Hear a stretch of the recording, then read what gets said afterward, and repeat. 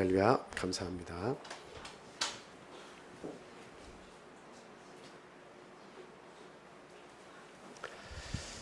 예수 그리스도 이름으로 하나님 말씀 전하겠습니다.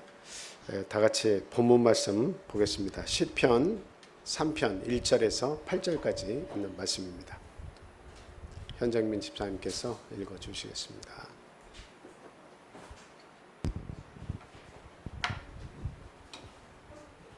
여호와여, 나의 대적이 어찌 그리 많은지요. 일어나 나를 치는 자가 많으니이다. 많은 사람이 나를 대적하여 말하기를 그는 하나님께 구원을 받지 못한다 하나이다. 여호와여, 주는 나의 방패시오 나의 영광이시오 나의 머리를 드시는 자이시니이다. 내가 나의 목소리로 여호와께 부르짖으니 그의 성산에서 응답하시는도다. 내가 누워 자고 깨었으니 여호와께서 나를 붙드심이로다. 천만인이 나를 에워싸 진친다 하여도 나는 두려워하지 아니하리이다. 여호와여, 일어나소서. 나의 하나님이여, 나를 구원하소서. 주께서 나의 모든 원수의 뺨을 치시며 악인의 일을 꺾으셨나이다. 구원은 여호와께 있사오니 주의 복을 주의 백성에게 내리소서. 아멘. 오늘은 본문 말씀을 통해서 진리의 말씀에 순종하는 삶이라는 제목을 가지고 같이 은혜를 나누도록 하겠습니다. 본문의 시는 지금 읽은 내용을 통해서도 알겠지만 맨 앞에 보면 어떤 때에 다윗이 지은 시인지를 잘 이야기를 해주고 있죠. 다윗이 그의 아들 압살롬을 피할 때에 지은 시라고 이렇게 기록이 되어 있습니다. 다윗이 자신의 아들 압살롬의 그 반역 때문에 그 왕권의 도전을 받고 위협을 느껴서 도망을 할 때에 이게 지은 시입니다.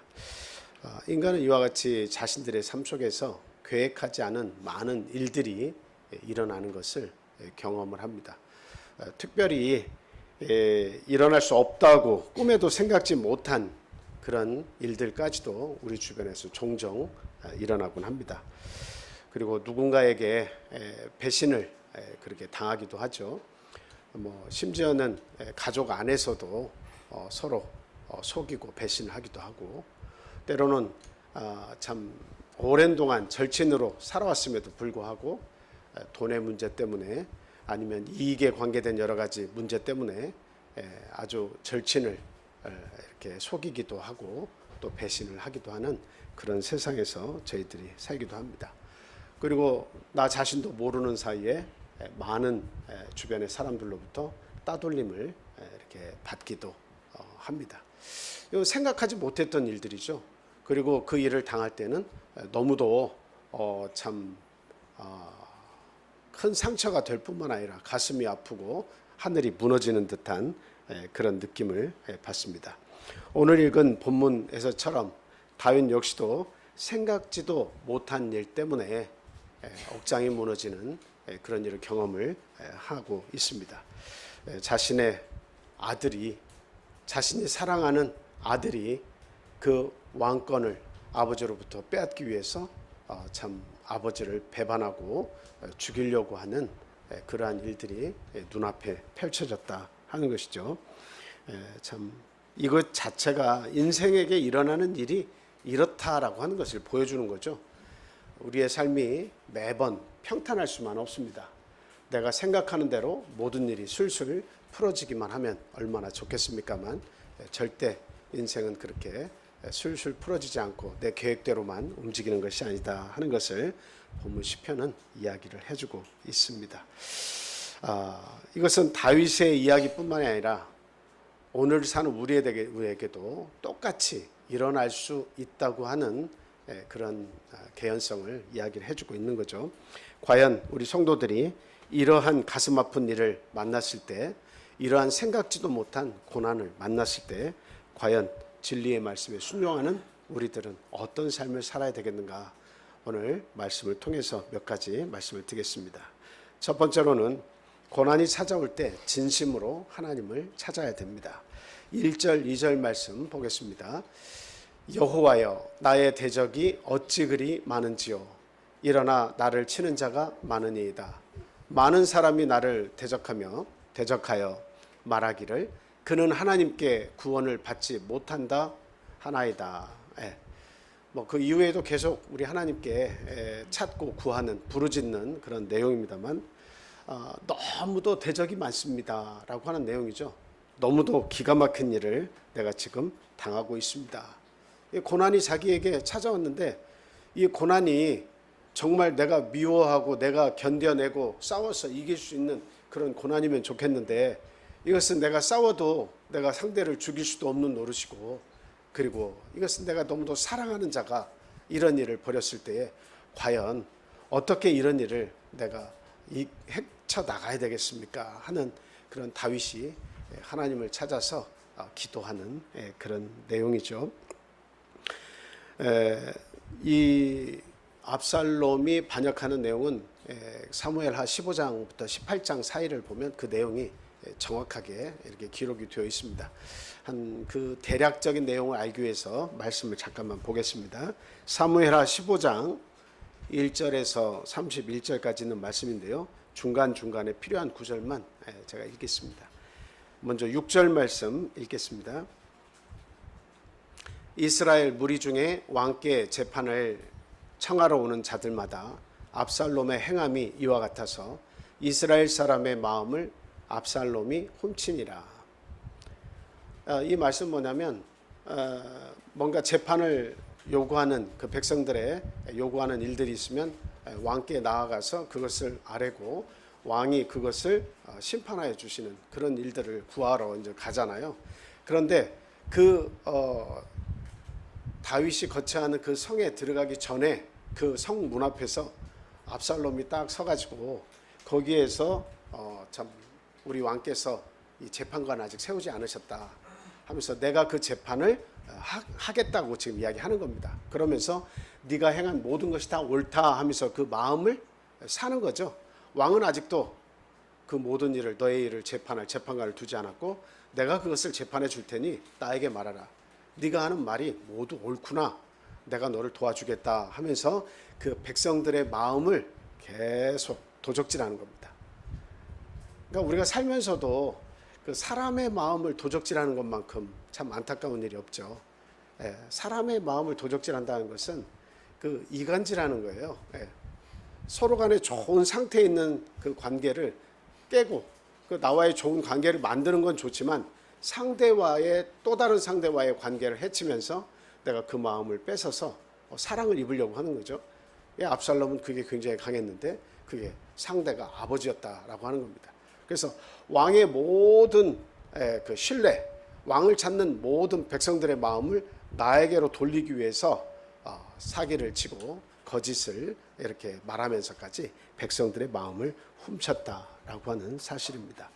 자, 10절 말씀 보겠습니다. 이에 압살롬이 정탐을 이스라엘 모든 지파 가운데 두루 보내 이르기를 너희는 나팔 소리를 듣거든 곧 말하기를 압살롬이 헤브론에서 왕이 되었다 하라 하니라. 자, 그때 그 사람들은 압살롬이 꾸미는 이 반역이 어떤 일인지도 잘 알지 못하면서 그냥 끌려가다시피 한 거죠.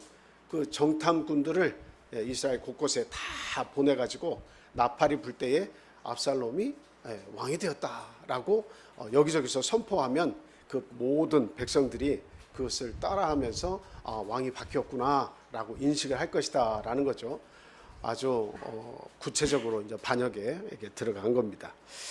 자, 그 다음에 13절, 14절 말씀 보겠습니다. 전령이 다윗에게 와서 말하되 이스라엘의 인심이 다 압살롬에게로 돌아갔나이다 한지라. 다윗이 예루살렘에 함께 있는 그의 모든 신하들에게 이르되 일어나 도망하자. 그렇지 아니하면 우리 중 한 사람도 압살롬에게서 피하지 못하리라. 빨리 가자. 두렵건대 그가 우리를 급히 따라와 우리를 해하고 칼날로 성읍을 칠까 하노라. 그러니까 이 정도로 그 압살롬이 그 성과를 거뒀죠. 이스라엘에서 나팔이 불리고 많은 백성들이 그 정탐꾼들의 그 모의한 대로 그 이스라엘의 왕이 바뀐 것처럼 그렇게 외치자 이제 모든 마음들이 이제 다윗에게서 압살롬으로 이렇게 바뀌었습니다. 그래서 다윗은 도망갈 수밖에 없었습니다. 이제는 여기서 떠나서 내 생명을 보존하고 우리와 함께한 그런 모든 제사장과 레위인들과 그리고 왕궁에 거처하는 다윗을 따르는 자들이 생명이 위태롭게 됐으니까 모두가 도망가자고 지금 하는 그런 내용이죠. 자, 30절 31절 말씀 30절 31절 말씀 보겠습니다. 다윗이 감람산 길로 올라갈 때에 그의 머리를 그가 가리고 맨발로 울며 가고 그와 함께 가는 모든 백성들도 각각 자기의 머리를 가리고 울며 올라가니라. 어떤 사람이 다윗에게 알리되 압살롬과 함께 모반한 자들 가운데 아히도벨이 있나이다 하니 다윗이 이르되 여호와여 원하옵건대 아히도벨의 모략을 어리석게 하옵소서 하니라. 지금 아히도벨은 밧세바의 할아버지입니다. 근데 밧세바의 할아버지까지도 아주 지식이 출중하고 다윗의 옆에서 이렇게 여러 가지로 지혜를 주는 그런 도움을 주는 사람이었는데 그 아히도벨마저도 그 모반에 동참을 했다는 사실을 이렇게 알죠. 그래서 결국 다윗은 그런 고난이 찾아왔을 때에 결국 하나님께 이렇게 간절히 구하면서 그 아히도벨의 모략이 결국 이렇게 이기지 못하도록 하게 해달라고 하나님께 기도를 하고 있습니다. 이 내용을 이렇게 보면서 저희들이 생각하는 것은 왜 다윗에게 이러한 일이 찾아왔느냐라고 하는 사실입니다. 고난이 다윗에게뿐만 아니라 오늘날 우리들에게도 찾아오는 이유는 두 가지 큰 이유가 있습니다. 첫째는 무엇이냐면 죄의 문제 때문에 그렇습니다. 죄의 문제 때문에 고난이 찾아온다라고 하는 것입니다. 그래서 죄가 있으면 반드시 하나님께서는 그 죄를 물으시는 분이세요. 그냥 내 아들이고 내가 사랑하는 하나님의 자녀들이니까 내 사랑하는 아들, 딸들이니까 무조건 다 용서하겠다. 그것이 아니죠. 하나님은 바르게 우리 성도들을 키우기를 바라십니다. 그래서 잘못된 것이 있으면 반드시 그에 대한 대가를 지불하도록 하십니다. 그냥 오냐. 오늘날에 어떤 부모님들은 무조건 용서하죠. 무조건 용서는 결코 아름다운 일이 아닙니다. 그 아이를 망하게 하는 일이죠. 잘못한 것은 반드시 그것을 지적을 하고 그것을 혼을 내키고 그리고 다시 그것을 깨우쳤을 때 안아주고 사랑으로 양육하는 것이 그게 부모의 바른 도리입니다. 하나님께서도 마찬가지예요. 하나님께서 다윗의 잘못을 분명히 알고 계십니다. 다윗은 그 남편이 있는 그 밧세바를 취하고 그리고 그 남편인 우리아를 적진 깊숙이 놓고 모든 군대를 빼므로 해서 그 충성스러운 장군을 그 생명을 잃게 한 그런 일을 했습니다. 그러니까 너무도 큰 죄악을 저지른 그런 장본인이죠. 하나님께서 다윗을 너무도 잘 아시는 거예요. 그러한 잘못을 저질렀지만 하나님께서는 그 다윗을 여전히 사랑하고 계시는 거예요. 그래서 그 죄를 아시기 때문에 그 죄를 그냥 묵인하고 넘어가면 좋겠는데 하나님은 그렇게 하시지 않았어요. 끊임없이 그에 맞는 고난을 다윗의 가문에게 반복적으로 계속 주십니다. 그 죄악이 얼마나 큰 것인지를 깨닫게 하시는 거죠. 하필이면 그 왕궁 옥상에서 그 밧세바의 그 모습을 보고 흠모하는 마음을 가졌을 때도 그 왕궁의 옥상에서 압살롬이 다윗의 그 처들을 취하는 그런 일들을 하나님께서 이렇게 경험을 하도록 하셨습니다. 얼마나 참 곤욕스러운 일을 다윗이 당했습니까? 근데 그 모든 일들이 결국은 자신의 죄악 때문에 일어난 결과들이다라고 하는 사실입니다. 다윗은 그것을 자신이 잘 알았기 때문에 하나님께서 이것이 못마땅한 일이라면, 내가 잘못해서 일어난 일이라면 나에게 그 모든 죄악의 결과를 돌리십시오 하고 이 시편 3편의 본문 말씀에 이야기를 하고 있습니다. 그러나 하나님께서 나를 아직까지 사랑하시고 나를 자비롭게 여기신다면 나를 왕궁으로 돌아갈 수 있도록 해달라고 다윗 역시 하나님께 기도를 하고 있습니다. 그래서 처음에는 그 제사장과 그 다음에 그 레위인들과 그 법궤를 이렇게 가지고 나왔어요. 그럼 가장 중요한 거죠. 하나님의 뜻을 알고 묻는 것이기 때문에. 그런데 그 제사장하고 다 같이 도망을 나왔다가 제사장들과 그 다음에 레위인들은 법궤를 가지고 돌아가라고 그렇게 다윗이 이야기를 합니다. 왜 그렇습니까? 결과적으로 하나님께서 뜻을 돌이키시고 나를 불쌍히 여기시면 나를 왕궁으로 다시 돌아오게 하실 것이다, 이렇게 믿었기 때문입니다. 자, 이렇게 고난이 찾아오는 데는 죄 때문이라는 것은 너무나 명백한 사실이에요. 그러나 성경에는 꼭 그 모든 것이 죄 때문이라고 말하고 있지는 않습니다. 그래서 예수님께서 이 땅에 오셔가지고 많은 이 세상에 고난받는 자들을 찾아다니시면서 그 고통에서 이렇게 건져 주실 때, 죄악에서도 건져 주시는 것이 이게 기본 예수님의 마음이지만, 그러나 하나님의 영광을 드러내게 하기 위해서 그런 일들을 행하셨다고도 이야기를 하고 있습니다. 그래서 하나님의 은혜와 영광을 나타내시려고 하는 의도, 그건 뭐냐면 하나님의 영광을 나타내면 어떻습니까? 하나님의 은혜를 나타나면 그 은혜를 깨닫는 자는 하나님 옆으로 오게 되어 있어요. 그게 하나님의 사랑입니다. 나를 찾고 부르짖어서 내 곁으로 오게 하게끔 하나님은 더 가까이 오라는 메시지를 보내시는 것이 고난이다라고 하는 사실입니다. 그래서 저나 여러분들이 오늘날 고난을 받거든 생각해야 할 일은 두 가지죠.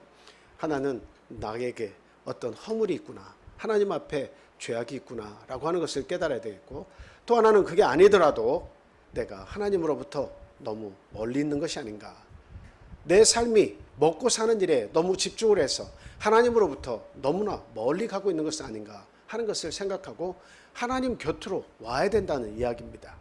그래서 어떤 일이 일어나더라도 이것이 나의 잘못 때문이든 아니면 나의 잘못과 무관하든 고난이 있다고 하는 것 그 자체만으로도 우리는 누구에게 가야 됩니까? 진심으로 하나님께 돌아가야 된다라고 하는 사실입니다. 우리 말씀 한 구절 읽겠습니다. 빌립보서 4장 6절에서 7절 말씀, 다 같이 읽겠습니다. 시작. 아무것도 염려하지 말고 다만 모든 일에 기도와 간구로 너희 구할 것을 감사함으로 하나님께 아뢰라. 그리하면 모든 지각에 뛰어난 하나님의 평강이 그리스도 예수 안에서 너희 마음과 생각을 지키시리라. 제가 항상 반복적으로 말씀을 드리지만 모든 일들의 그 성취는 마음에 달려 있습니다. 내가 생각을 어떻게 하느냐, 내 마음을 어떻게 먹느냐에 따라서 이 일은 성공하기도 하고 패배하기도 합니다. 어떤 일들이 좋은 결말을 맞았다라고 하는 것은 그 사람의 생각과 마음이 잘 보존됐기 때문이다라고 하는 것을 우리는 분명히 알아야 됩니다. 하나님은 그리스도 예수 안에서 그 마음과 생각을 지켜주신다고 이야기하고 있어요. 아무것도 염려하지 말고, 고난이 올 때에 아무것도 염려하지 말고 모든 일에 기도와 간구로 너희 구할 것을 감사함으로 하나님께 아뢰라고 이야기하고 있어요. 하나님께 나아오면 결과적으로 좋은 결말에 이르게 된다라고 하는 거죠. 합력해서 선을 이루시는 하나님을 분명히 믿으시기 바랍니다.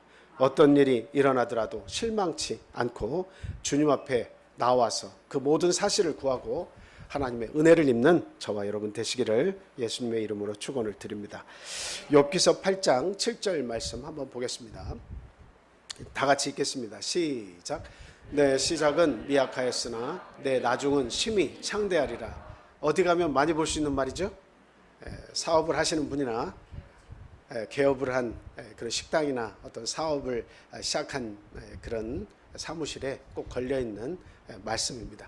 그런데 저희들이 저 말씀을 좀 잘 이해를 해야 되겠습니다. 저 말씀의 뜻은 수아 사람 빌닷이 욥에게 하는 말입니다. 1절에서부터 6절까지 그쪽 내용을 보면 이 욥의 친구인 빌닷이 이야기하는데, 하나님은 공의로우셔.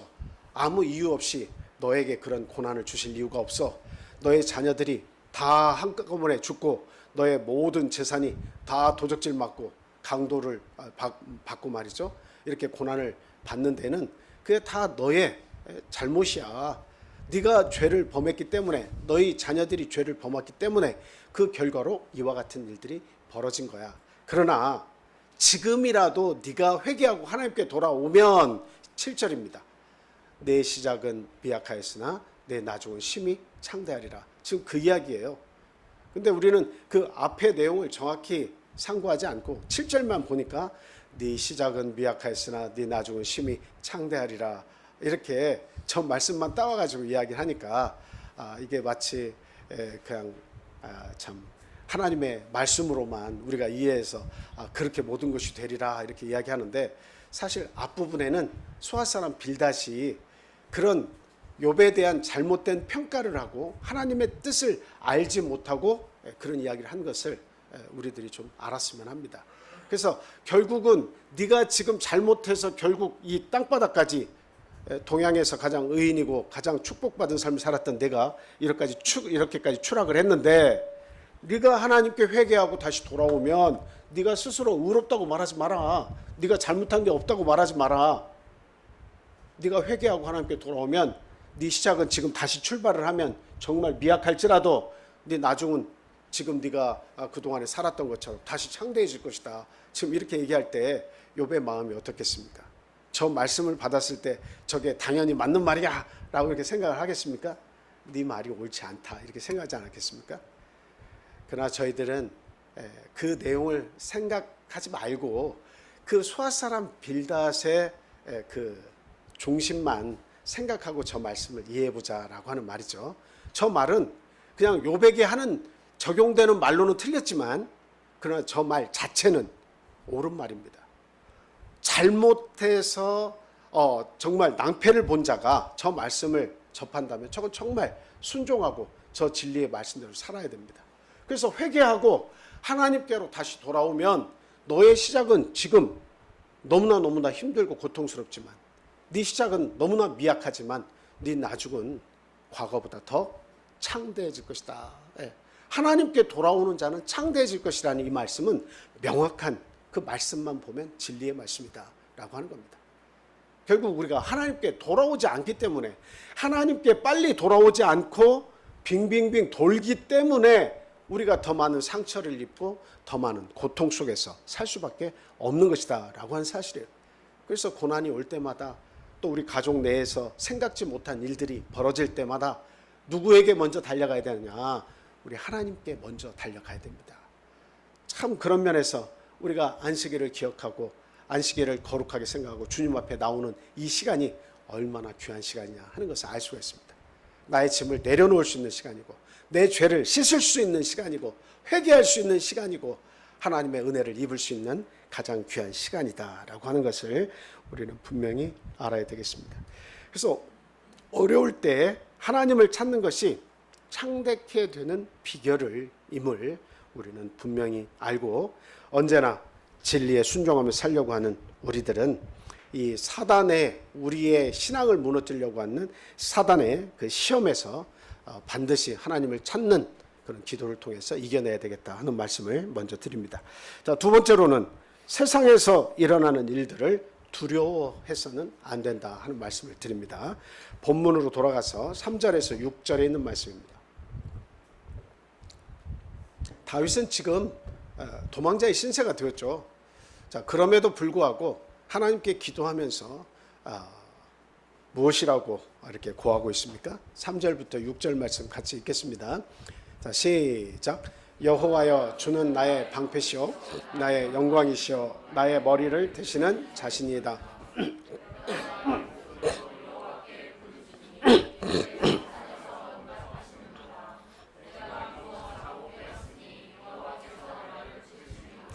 천만인이 나를 에워싸 진친다 하여도 나는 두려워하지 아니하리이다. 3절 말씀으로 돌려주세요. 여기서 우리 하나님께 대해서 다윗이 어떻게 고백을 하느냐? 주는 나의 방패시오 나의 영광이시오 나의 머리를 드시는 자이시니이다, 이렇게 이야기를 하고 있죠. 결국 하나님께서 나와 함께 하신다는 사실입니다. 하나님께서 나와 함께 하신다. 나의 방패시고 영광이시고 나의 머리를 드신 자라고 하는 것은 나를 떠나지 않고 항상 나와 함께 하신다, 나와 동행하신다라고 하는 것을 지금 이야기하고 있는 거예요. 그 나의 머리를 드시는 자이다라고 하는 표현을 이렇게 우리가 읽을 때마다 이렇게 생각나는 그 그 내용이 있어요. 여러분, 머리를 든다라고 하는 것은 머리를 숙일 때는 언제 숙여요? 망했을 때 머리를 숙이죠. 또 대적에게 참 침을 당해가지고 얻어 터져가지고 모든 용기와 소망을 잃을 때 고개를 떨구죠. 소망이 없을 때는 고개를 떨구는 겁니다. 그런데 고개를 들 때는 언제 고개를 드는 거예요? 네, 승리했을 때 고개를 들죠. 야, 이겼다 하고 머리를 이렇게 드는 거 아니겠습니까? 그런데 나의 머리를 이렇게 머리를 들라 하는 것처럼 머리를 들게 하시는 분이시다, 이렇게 얘기를 하는 거야. 모든 죄악 가운데에서 이 문제를 해결하지 못하고 고민할 때 고개를 떨굴 수밖에 없는 우리의 현실 속에서 하나님은 우리의 잘못을 집중적으로 추궁하시며 잘못했다고만 말씀하시고 거기에 상응하는 고난만 주시기를 원하는 것이 아닙니다. 내 생각은 내가 하나니 재앙이 아니라 뭐라고요? 평안이다, 이렇게 이야기하면서 나에게 와서 부르짖으라, 내가 너를 만나주겠다, 이렇게 이야기하고 계십니다. 그래서 나의 머리를 드신다고 하는 것은 내 잘못된 모든 삶 속에서 내가 생각지 않은 모든 고난을 받았을 때에 그 모든 고난 속에서 죄악 가운데에서 모든 문제를 해결해 주신다라고 하는 의미가 있습니다. 그래서 저는 머리를 든다 할 때는 춘향전이 항상 생각이 납니다. 그래서 춘향이는 항상 죄인도 아니었음에도 불구하고 그 변사또의 숙청을 들지 않는다는 이유로 이렇게 칼을 차고 그 앞에서 항상 고난을 당했습니다. 그런데 누가 찾아옵니까? 이몽룡이 찾아오는데 뭐가 됐어요? 이제 어사가 돼서 돌아왔죠. 그래가지고 그 앞에 누가 앉아있는지도 모르고 그냥 칼을 차고 고개를 숙이고 있는데 그때 아주 멋진 말을 하죠. 춘향아, 그 다음 뭡니까? 네 머리를 들라, 이렇게 얘기하는 거죠. 그 순간을 생각을 하면 춘향이의 모든 고통과 시름은 그 한순간에 다 사라져 버리잖아요. 머리를 들고 보니까 내 앞에 누가 있는 거예요? 내가 사랑하는 이몽룡, 그 신랑이 있는 겁니다. 그래서 우리가 생각해야 되는 것은 우리의 고개를 들게 하시는 분이시다라고 할 때 그 하나님의 마음과 하나님의 사랑은 그 당신의 자녀들에게 가 있다라고 하는 것을 항상 알아야 됩니다. 우리 자녀들이 고개를 숙이고 마음 아파할 때 가장 마음 아픈 사람이 누굴까요? 자신감이 결여되고 소망이 사라진 자녀가 고개를 숙이고 뭔가 힘이 없어 할 때 누가 가장 고통스럽고 마음 아픕니까? 그것은 부모예요. 부모는 그 얼굴을 들게 하는 데에 존재 가치가 있습니다. 부모는 항상 우리 자녀가 자신만만하게 당당하게 살아가기를 바랬으면서 그 머리를 들라고 하는 분이에요. 우리 하나님께서도 우리를 위해서 십자가에 독생자인 예수 그리스도를 이 땅에 보내신 이유는 당당하게 머리를 들고 살게 하기 위함이다라고 하는 것을 우리는 분명히 알아야 되겠습니다. 지금 다윗도 역시 자기의 죄악 때문에 너무나 고통스러워서 이 모든 일들이 나의 잘못 때문에 결과적으로 일어나는 일들이 이것이구나 하면서 마음 아파하고 있지만 그러나 결국에는 하나님께서 나를 외면치 않으실 것이다 라고 믿으면서 그 하나님께 감히 기도를 드리는데 내 머리를 드시는 자시고 우리 하나님은 나의 방패시고 나의 영광이 되신다고 그렇게 이야기하고 있습니다. 그러면서 두려워하지 말아야 된다고 이야기하고 있어요. 나는 두려워하지 않겠다고 이야기하고 있습니다. 어떤 일을 만날 때마다 저와 우리 성도님들은 두려움이라고 하는 단어가 항상 그림자처럼 따라다니죠. 참 두렵다, 두렵다. 이런 일이 나에게 일어날까 봐 두렵다, 두렵다 이야기합니다. 비행기를 탈 때도 두렵고 배를 타고 바다를 갈 때도 두렵고 땅에서 안전한 빌딩에 살면서도 언제 지진이 날까 두렵고 언제 누군가에게 강도를 만나 강탈당할까 봐 두렵고 또 묻지마 살인을 당할까 봐 두렵고 묻지마 폭행, 묻지마 살인 이 세상에서 너무도 많은 일들이 여기저기서 막 일어나니까 그냥 두려움 속에서 우리가 살고 있어요. 혹시나 그게 내 자녀에게 미치지 않을까 혹 나에게 미치지 않을까 이런저런 염려 때문에 참 밤잠을 설칠 때도 있습니다. 죄악이 몇 초 상간으로 이 세상에서 끊임없이 반복적으로 많이 일어나고 있다라고 하는 거예요. 그러나 성도님들은 그러한 일들에 있어서 노이로제 걸려서는 안 된다라고 하는 사실이죠. 예. 그래서 우리가 분명히 알아야 되는 것은 하나님은 어떤 분이시냐라고 하는 것을 알아야 된다 이 말입니다. 하나님은 어떤 분이시냐. 나에게 믿음이 없으니까 그런 일들을 당할 때 나도 그런 일들을 당할까 봐, 이런저런 일들에 노출이 될까 봐 끊임없이 염려하는데, 그러나 하나님이 어떤 분이신지를 먼저 정확히 알면 그 두려움은 일단 사라집니다. 하나님은 나의 방패십니다. 모든 어려운 일을 당할 때에 그걸 이겨낼 수 있게 막아주시는 분이에요. 하나님은 나의 영광이세요. 나를 지켜주시고 나와 함께 하시기 때문에 그분은 나의 영광입니다. 나의 빛이 되시는 분이세요. 언제 어디서나 어둠을 물리쳐 주시고, 하나님께서 내 마음을 심히 잘 알고 계시기 때문에 내 불안과 고통과 나의 삶의 아픔을 아시기 때문에 하나님은 어떤 순간에도 우리를 버리시지 않고 나와 함께 해주시는 분이시다라고 하는 사실입니다. 그래서 우리는 세상에서 일어나는 모든 일들이 두렵게 생각될 때가 있지만, 그러나 하나님이 하나님 되심을 분명히 우리가 안다면, 나를 지켜주실 권능의 하나님이 내 곁에 계시다는 사실을 우리가 분명히 믿는다면 결단코 두려워할 이유가 없다. 다윗이 고백한 것이 바로 그것이에요. 나의 아들이 나를 죽이려고 하는 이 비참한 상황에서도 하나님은 나와 함께 하시고 나를 지켜주신다, 이렇게 노래하고 있는 것입니다. 그리고 하나님을 찾는 자에게 반드시 응답하시는 분이심을 굳게 믿으면 우리는 두려워할 이유가 없습니다. 하나님을 바로 알고 내가 하나님을 찾을 때 반드시 응답하시는 분이심을 안다면 두려워할 필요가 없다, 이렇게 다윗은 얘기하고 있습니다. 예레미야서 29장 12절 13절 말씀 한번 보겠습니다. 예레미야 29장 12절 13절 말씀입니다.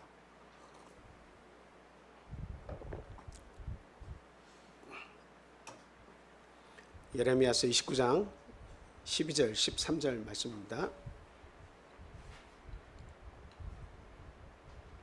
자, 다 같이 읽겠습니다. 시작. 너희가 내게, 다 같이 읽겠습니다. 시작. 너희가 내게 부르짖으며 내게 와서 기도하면 내가 너희들의 기도를 들을 것이요, 너희가 온 마음으로 나를 구하면 나를 찾을 것이요, 나를 만나리라. 아멘. 한 구절만 더 보겠습니다. 예레미야 33장 2절 3절 말씀입니다. 똑같은 말씀인데요. 예레미야 33장 2절 3절 말씀입니다. 자, 시작. 이를 행하시는 여호와, 그것을 만들며 성취하시는 여호와, 그의 이름을 여호와라 하는 이가 이와 같이 이르시도다. 너는 내게 부르짖으라. 내가 내게 응답하겠고 내가 알지 못하는 크고 은밀한 일을 내게 보이리라. 우리가 하나님을 찾고 찾으면 중요한 건 뭡니까? 그냥 우리의 마음과 생각을 지켜주시는 것 대단히 중요하죠. 그래서 마음이 상하지 않게, 또 울적한 마음과 비참한 마음 속에서 그 마음을 돌이켜 주셔서 아주 참 강단 있는 마음으로 힘있게 우리를 새롭게 해주시는 것 정말 감사합니다. 그런데 거기에 끝나는 것이 아니라 네가 알지 못하는 크고 은밀한 일을 내게 보이겠다, 이렇게 말씀하시는 거죠. 그래서 우리가 믿음을 가지면 다 보게 되는 일이에요. 사실은 그 원수가 나에게 그런 고난을 주고 그 악착같이 나를 비방하며 나를 많은 사람들로부터 비방의 대상거리가 되게 해서 고통을 준다 했을 때에 그 순간만 생각하면 나도 악한 감정이 막 치솟고 어찌할 바 모르는 그런 마음에 휩싸여가지고 밤잠을 설치면서 고통스러워할 수 있죠. 그런데 믿음이 있어서, 정말 좋은 믿음이 있어서 진리의 말씀에 순종하면서 우리가 살아가려고 할 때에 하나님께 찾아가서 내 마음을 아뢰고 부르짖으면 하나님께서 우리에게 주시는 것이 뭡니까? 크고 은밀한 일을 내게 보이리라. 그 크고 은밀한 일은 뭐겠습니까? 내가 고통받을 때 크고 은밀한 일은 무엇이겠습니까? 어떻게 하나님께서 그 일을 바로잡으시는지 그것을 너에게 보여주겠다라고 하는 사실이에요. 어떻게 하나님께서 일하시고 어떻게 그 모든 상황을 우리에게 좋은 상황으로 만들어 주실지 그것을 너는 지금 알지 못해서 안타까워하지만 내가 그것을 보여주겠다. 근데 무엇이 있을 때 이것을 볼 수 있는 거예요? 믿음이 있을 때 볼 수 있는 겁니다. 예. 그래서 믿음이 있으면 담대해지는 거예요. 지금은 내가 이런 따돌림을 당하고 지금은 내가 이런 외면을 당하고 비참한 신세가 되어서 많은 사람들이 너는 왜 너를 구원할 자가 없느냐, 너희 주변에 왜 이렇게 대적이 많느냐 이렇게 소리친다 할지라도 결코 외로워하지 않고 담담하게 그 모든 현실을 받아들이고 이길 수 있는 이유는 무엇이냐? 하나님이 함께 하시고 생각과 마음을 지켜주시고 뿐만 아니라 네가 알지 못하는 비밀한 것을 알게 하시기 때문이다. 믿음을 가지면 하나님이 계획하신 일들도 구체적으로 어떤 일이 벌어날지 모르지만 정확한 사실 하나는 알 수가 있어요. 믿음이 있으면. 하나님께서 나를 첫째는 보호하시고 둘째는 하나님께서 나를 대적하는 무리들에게 그것을 갚아주실 것이다 라고 하는 사실입니다. 그래서 우리 성도는 세상에서 어떤 모진 일을 만나도요, 절대로 두려워해서는 안 됩니다. 오히려 하나님을 통해서 크고 비밀한 일을 우리에게 믿으시는 그 하나님을 믿고 순종을 해야 되겠다 하는 말씀을 드립니다. 마지막 세 번째는 악을 악으로 갚지 말고 오직 하나님만을 믿고 맡겨야 한다라는 말씀을 드립니다. 본문 7절, 8절 말씀 보겠습니다.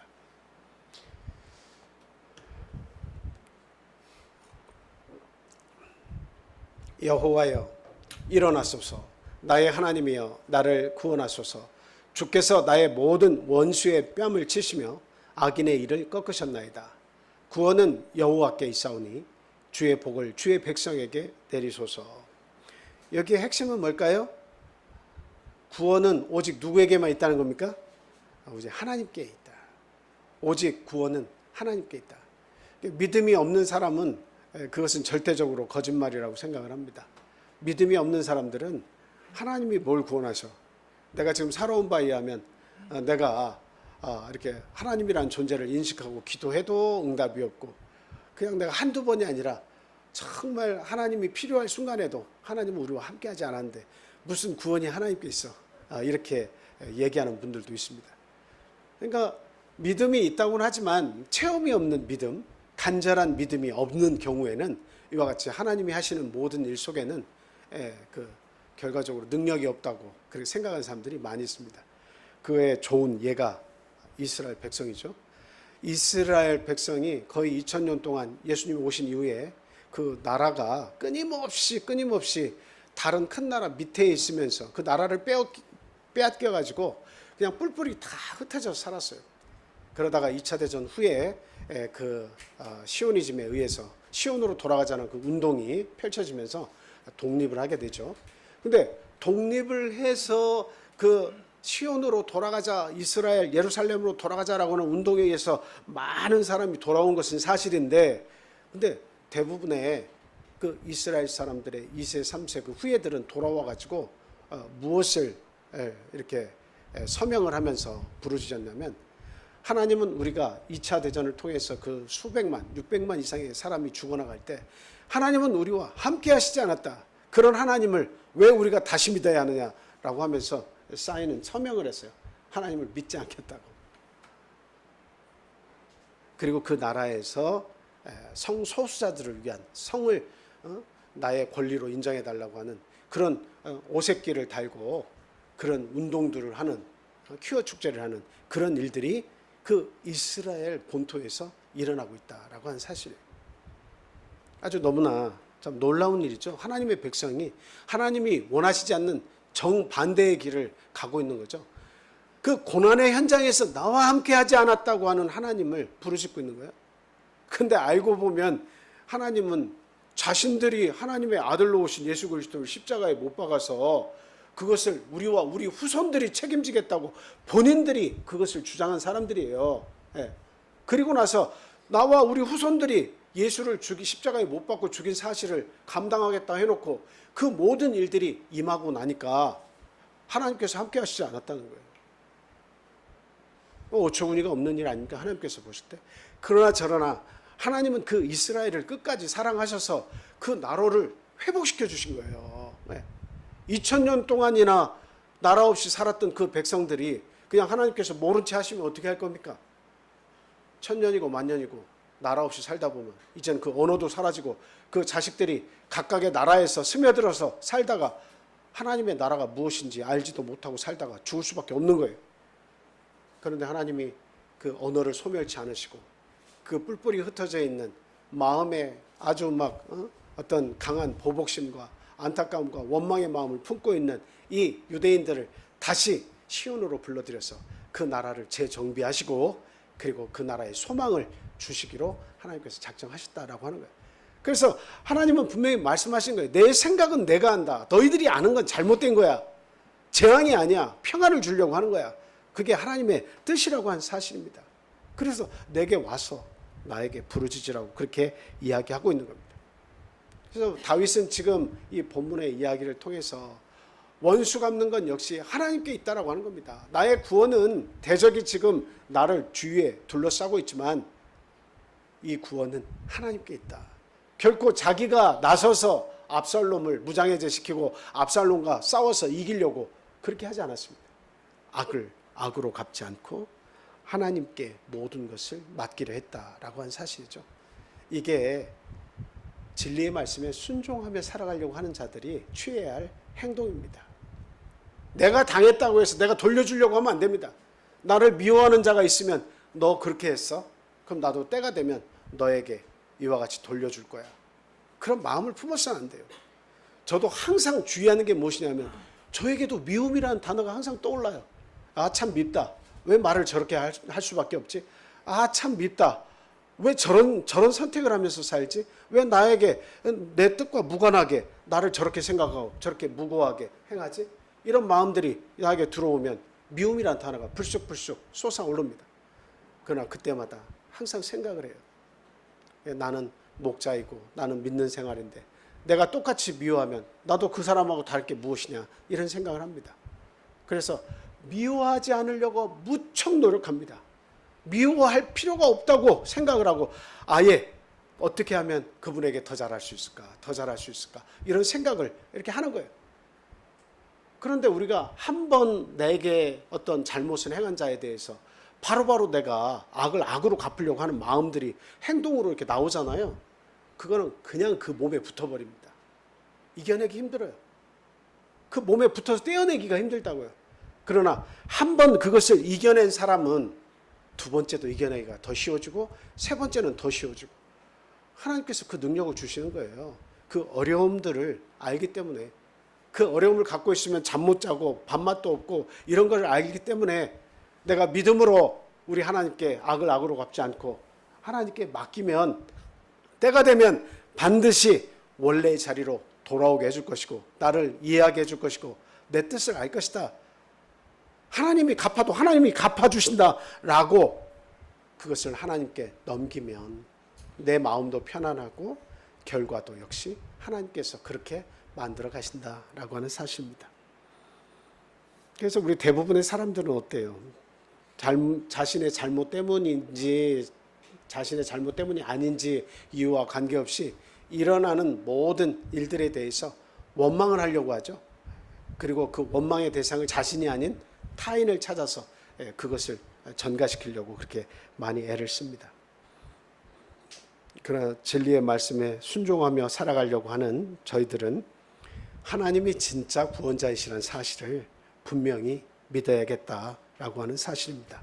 로마서 12장 17절에서 21절 말씀 보겠습니다. 시작. 아무에게도 악을 악으로 갚지 말고 모든 사람 앞에서 선한 일을 도모하라. 할 수 있거든 너희로서는 모든 사람과 더불어 화목하라. 내 사랑하는 자들아, 너희가 친히 원수를 갚지 말고 하나님의 진노하심에 맡기라. 기록되었을 때 원수 갚는 것이 내게 있으니 내가 갚으리라. 주께서 말씀하시니라. 내 원수가 줄이거든 먹이고 목마르거든 마시게 하라. 그리함으로 내가 숯불을 그 머리에 쌓아 놓으리라. 악에게 지지 말고 선으로 악을 이기라. 자, 한 구절만 더 보겠습니다. 잠언 20장 22절 말씀 보겠습니다. 잠언 20장 22절 말씀입니다.